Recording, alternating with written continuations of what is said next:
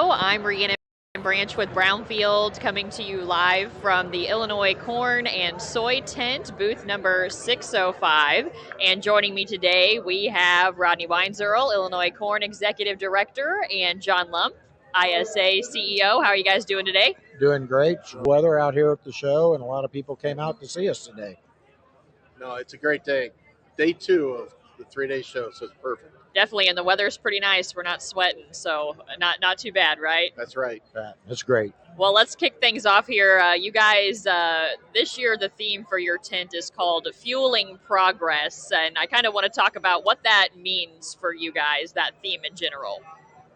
So I think as we came together 2 years ago, we are doing many more programs, and a lot of the programs that we work on are joint, which is both beneficial. Farmers out there are growing both corn and soybeans and having joint programs going on, even though it's coming from a different perspective, is benefiting the farmer because they're growing both crops. And yet, adding on to Rod's point, when we did come together, what we're trying to do is really in all areas and all focus areas that we're working on: government relations, agronomy, market development. So, as we focus on these things together, to Rod's point, farmers grow both, and we should be working more and more together. Definitely. Well, Rod talked about joint projects. So what joint project of Illinois Corn and ISA do you think delivers the biggest bang for the farmer's buck? I would say that the PCM program that Illinois Corn started several years ago, and then we joined. It's going on our 4th year, as I recall, coming up this next fiscal year. And what that project has been able to do for the farmers across the state, I think has really been able to help them in the whole conservation area.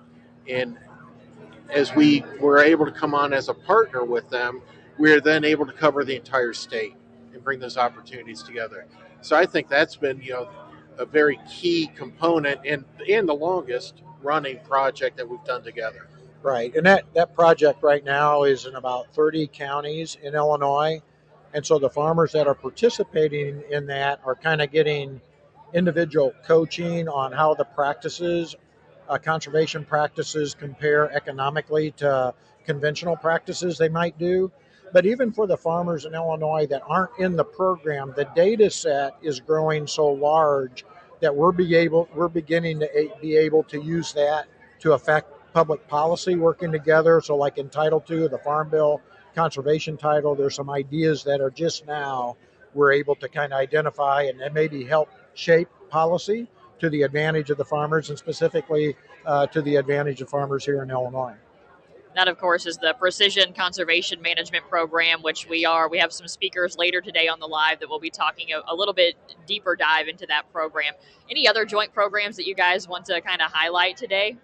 I think we are the 96. That's something that is even beyond us. We have beef, pork, dairy, and Illinois Farm Bureau. It's a statewide run program. We're all putting resources into it. It's really driven in this whole area relative to, there's fewer farmers every year. People that grew up on a farm are becoming farther removed from the farm, so it might be second, third, even fourth generation. We really have got to figure out each and every year how to get better at telling the folks that maybe we're from the farm, don't know what's going on the farm. Policy, both at state and federal level, matters to our membership, and we have to make sure that we're bringing other folks along so that they understand the needs for rural areas and farmers in general across the state. So if for folks visiting the Farm Progress Show tent here, Fueling Progress, based on that theme, what is, one message you hope that they take away from the tent this year? Just one? You can both pick a different one. Well, I think the main thing is that we are working together on behalf of the Illinois farmers. And it could be conservation, government relations, farm bills coming up. So we have a whole tent full of many opportunities for every farmer to learn something and take away with them But I think the key is that we are working for the farmer, and it's their checkoff, it's their membership dollar. We're working for them, and we have many opportunities to showcase those areas. And it's really exciting what we've been able to accomplish. I'm going to say, in the past 4 years. Right. And to John's point, a couple of years ago, we talked about, most farmers in Illinois have a corn bean rotation. Well, they do that because it's advantageous for them to rotate the crops. Each crop kind of brings out the best next year in the crop that follows. A lot of the markets we do when we deal with livestock, it's a corn bean ration Right. for the pork industry, the poultry industry, not only in the U.S., but overseas as we work on policy to increase funding for market access and foreign market development funding. So working together both on the market side, coming forward, John mentioned policy, a lot of discussion around a low carbon fuel standard being talked about both at the state level and the federal level. That affects both ethanol and biodiesel. So we need to work together to make sure that both fuels are at an advantage in policy, and we can leverage off of that. Farmer does with the crops that they grow. Looking forward, anything specific in terms of new collaborations between the two groups? It looks like we can continue to expect, more joint partnerships and working together moving forward. I think John brought it up earlier around especially policy, but I'd also go back to engaging in the public. But around policy, just coming off of the low carbon fuel standard, that's something that's brand new. That's something that I think you're going to have a lot of discussion going on over the next 2 or 3 years. Farm bill, we're hoping we get it done maybe by the end of 23 if everything works out. But we're better able with the data that we're creating together to help shape what that policy looks like in the farm bill, not only in Title II, but in the trade title around MAP and FMD funding and some of the other titles. So that's going to continue to grow. And I think over the 2 years from now, we'll probably have a lot more we can talk about what we're able to get done in that particular area. And that's making the assumption that Congress got their act together to get the farm bill done. Yes. And we're even talking about the next farm bill, because this one's kind of baked. But what can we get ready and prepared for the next farm bill? Everything that we're doing in conservation, cover crop, it's very important what's going on in this state, because we are a key state in terms of growing corn and soybeans, and we need to maintain that and keep helping the farmer get that crop to the market. Right. And we're not only big corn and beans. One thing, and I know a lot of people might see this as a disadvantage, but Illinois has a really big population relative to other Midwest states. That means that we have an outsized representation in DC. And that goes back again to being able to work with the general public, Yes. Bring those members from urban areas of Chicago. We each have good relationships with them, but we've got to bring them along. That will only help Illinois and the Illinois farmer benefit long-term on policy. Yep. So for your Very checkoff contributors who are listening, maybe touch on specific areas where you feel like your organization is the biggest resource. So, we talked a little bit about PCM. Soybeans have their agronomy team that they're building out right now.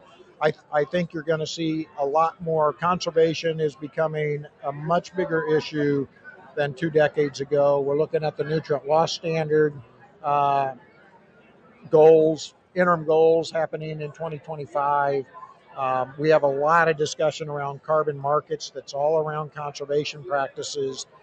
I think we're both for perspectives, soybeans from an agronomic standpoint, PCM from kind of more the economic side of it, bringing those aspects together. So those are kind of like strengths that are getting built out that are going to become even more important down the road. I think as you look at biofuels, a lot of expertise within both organizations around biodiesel, around ethanol. Both of those products are good for reducing greenhouse gas emissions, which again comes into some of the policies that you're starting to hear a lot about right now. and to Rod's point, it all revolves around the conservation practices. And the more we can educate the farmers on what we are doing, and not every, it's a tool in the toolbox. And the more that we can work not only together, but also with our allied industry partners, the better off we can provide that education opportunity for the soybean and corn farmers of this state. I think the last thing I want to touch on here before we switch speakers out is just, you've talked a lot about the collaboration between the two of you, but Illinois is a diverse state, and corn and soybean farmers are impacted by other industries, beef, pork. Talk to us about how you work with some of the other organizations throughout the state. So we both work, I mentioned we are the 96 that all of us are a part of. We're very focused in Springfield and DC, making sure that our customer, the livestock industry, is protected. It's not the right word, but making sure they have the ability to operate in a manner that they can still make money within their farming operations. Those are kind of the bigger areas. Of course, here at the Farm Progress Show, we want everybody to eat a beef or pork sandwich. So hopefully anything we can do to generate them wanting to buy more corn and beans is good for our membership. And, the other groups that we're working with, obviously with Farm Bureau, we work very closely with them. Illinois Fertilizer and Chemical Association, they're here in the tent. Beef is actually here in the tent handing out samples. Yep. So please stop by, booth 605. But, it's the more we can get our customers to use our product, we're going to be there for them. And we are working very closely with all the groups now, which is a good feeling. Very good. Well, John, Rod, thanks so much for your time. I'll let you guys step aside. We got a couple other folks coming in here. We're going to talk a little bit about biofuels today. Again, we are live at the Farm Progress Show in Decatur, Illinois, booth number 605 with Illinois Corn and Illinois Soy. Hello, guys. How are we doing? Very good. Good morning. We're doing great, enjoying the show. That is good. Well, we have John Rosensteel with Illinois Corn Marketing Board. He's the chairman there, and David Wessel, ISA at-large director. Let's just go ahead and dive on into the topic of biofuels. You guys named your booth Fueling Progress, so obviously fuel is a top priority for the both of you. Where does fuel fall in priority in terms of demand for Illinois corn and soybeans? Well, in Illinois, as far as the corn side of it, it's really, really important. I'm going to say probably at least 30% of the corn that is created in Illinois is being turned into ethanol. That number may be higher than that, and not just used domestically here. It's being exported to foreign countries as well, and that's really important to Illinois as well. On the soybean side, only 20% of the soybean is the oil. And for years, the meal was the driving factor. But these last few years, the oil side and the demand for biodiesel and renewable diesel has really built up that demand and pushed, helped carry those prices and given us more use for that oil side. So when we talk about demand, trade, I'll ask each of you this, but what's been the biggest win on the corn-based ethanol side this past year? On the ethanol side, I had the opportunity to travel to Japan, and Japan has been a real shining star for Illinois corn and Illinois ethanol. At one time, Japan was not using any domestic U.S. ethanol, and now we took it from 60% inclusion to 100% inclusion in Japan.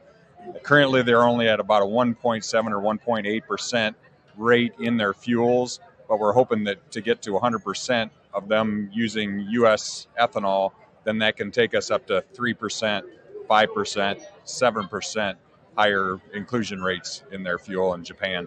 John, can you talk a little bit more about how we gained access to that market, why we weren't there before and what was done to open that up? Yeah, on the Illinois side, Illinois works with U.S. Grains Council, and U.S. Grains Council is kind of the export side of the work that we do. And it's through their work. They have offices. They actually have an office in Japan. and have a representative over there. They work with not just the retail and the refiners, but they also work through their government, have government connections as well, because it's all an intricate pattern that we have to follow in order to have them allow U.S. products to go in there. David, what's been the biggest win on the soy biodiesel side this past year? Well, here in the state of Illinois, we're real proud of our B20 legislation that we got passed last year. It was a bipartisan. We worked through both the House and the Senate. We had equal support there, and the community throughout agriculture. Corn helped us, Farm Bureau helped us get this passed. And as it goes forward, we're going to ramp up to using a 19% blend tax credit on that by 2026.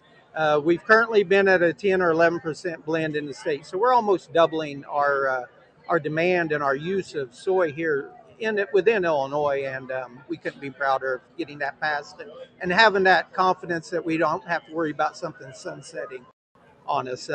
We know what the future is going to hold, at least for the next few years. When it comes to legislature, it's always a crystal ball out there, but we feel good about that, and that's been an excellent win for us. So let's talk about some of those challenges that farmers face when trying to grow these markets.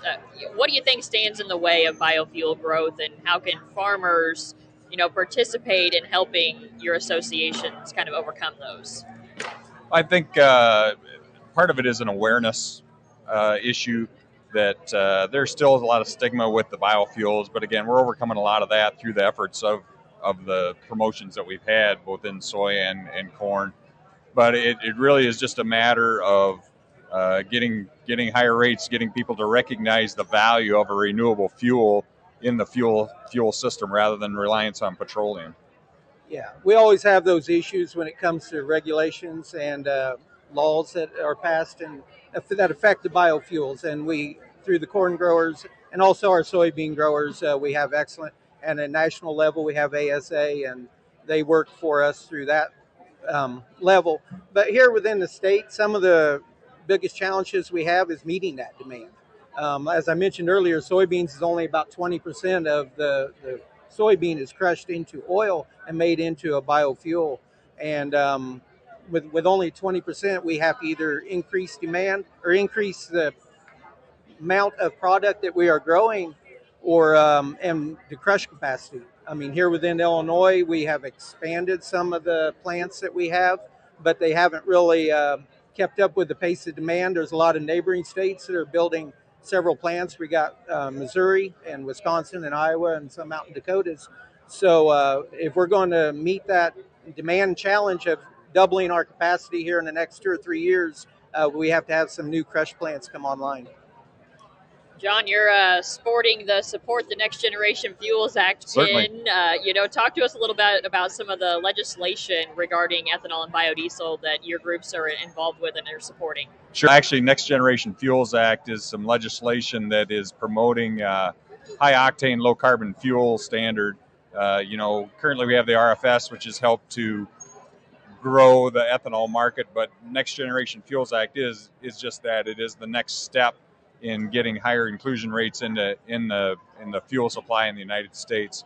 It basically is giving credit for the renewability or the lower carbon scores of the fuel, the ethanol that we're creating. That seems to be the talk anymore in all the circles is what is your carbon intensity, your CI score of your fuels. And when it comes to Illinois ethanol, it's got a very low carbon score to start with. Now, there are steps that we need to be taking in the future with like adopting the GREET model so that everybody is on the same level playing field and measuring those CI scores. And that's some of the things that we're working towards too in legislation. David, anything to add? Yeah, when it comes to that, I mean, we had excellent support here with our legislation and Senate teams at the national level here in the state. They were all great pushers of this Next Generations Act. And as he mentioned with the CI scores, soybean oil doesn't come in quite as favorably to meet those demands of those low carbon fuel standards on those CI scores. But at Illinois Soybean and the United Soybean, we are working to try to refine those scores and get them more intact with what farmers are actually doing out in the country right now. And, yeah, as farmers adopt sustainable practices, and it's not the same crop that we raised 20 years ago with the practices that we do. So all those measurements need to be updated for today's agriculture. Yeah. And we're putting a lot of research into that to get the real numbers out there, so the rest of the world and the rest of our country can find out how a sustainable crop we are growing here. And you guys aren't just only growing biofuels in a sense, but you also use them. Can you provide some examples of how corn and soybean growers use ethanol and biodiesel, on the farm in their daily lives? Yeah, ethanol, again, a lot of agriculture anymore runs on diesel, so I leave that to the soybean side. But again, corn biodiesel, I just had a gentleman here in the booth that was looking for support to help promote corn-based biodiesel. So corn oil being integrated into the diesel supply was very popular in his area. So no different than soy biodiesel. Yeah, I mean, as farmers, we need to support what we grow, and biodiesel has been a staple on our farm, and I know many farms here throughout Illinois that have used biodiesel we've used it for decades with very little issues. You just got to take your proper management like you do with any diesel fuels in the winter. But it's not the diesel fuel of your grandparents or your parents' day either. Right. The refining processes and everything that we have now and the additives that we can add to it just make it very comparable, or just as comparable as it is to a petroleum diesel. And it's a lot better for the farmers here in Illinois that we're using a product that we are growing and keeping it here domestically. Very good. Well, with two farmers in front of me, I'd be remiss not to ask about how crops are looking back in your area. So if you would, maybe just briefly give us an update on, where you're located, what you farm, and how things are looking.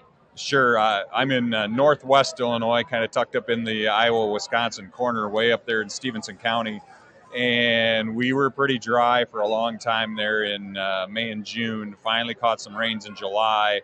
Didn't mow the yard for probably at least 5 weeks. We're pretty green right now. The pastures, I have a cow-calf operation too, and the pastures are somewhat green, but I've been feeding hay since June, which normally I don't start feeding hay till August. But we probably got the early planted crops look very good.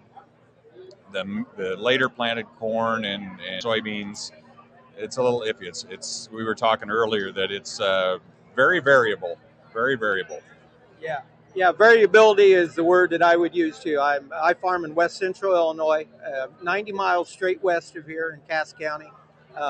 Variability is we've either have or have not. It seems like the rains that have hit, I don't know, the first week of every month when it comes to May, June, July, and August, we've got a decent rain, and then we go 3 weeks without.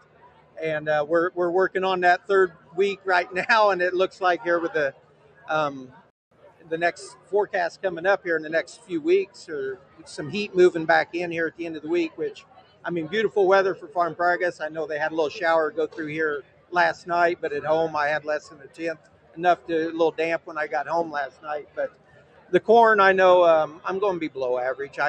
It's just the heat and everything and the dryness in between. But soybeans, I was real hopeful for them, but we're going on a 3-week dry spell now, and they still got some time to fill out those little pods, but time is going to be running out soon. Any predictions yet? So we're getting ready to enter September on when harvest might start in your area. It will be the very last few days of September for us up there, and then generally corn harvest follows after that, not long after, maybe about the 10th or so of October. And usually up in our area, we're harvesting corn. We'll start at 30% moistures. And then by the end of the season, a lot of times are not getting done until Thanksgiving. And it just depends on Mother Nature on how dry that corn gets in the end. So yeah, it'll be another good month yet, really, before we get started. Yeah.